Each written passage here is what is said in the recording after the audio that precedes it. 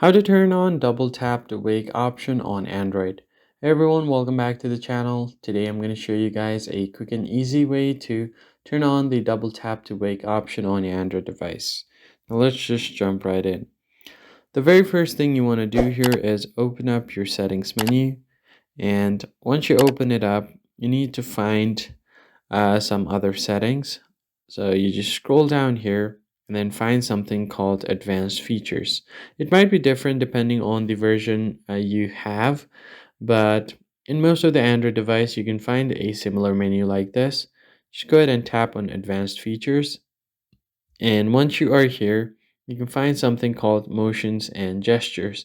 It might not be exactly the same in your phone, but basically have to tap on it, and then you'll find something called double tap to turn on screen and double tap to turn off screen. So first thing you do is make sure that this toggle is on, and if you want to turn off your screen by double tapping, you can turn this option on as well. Once that is done, you can test it out.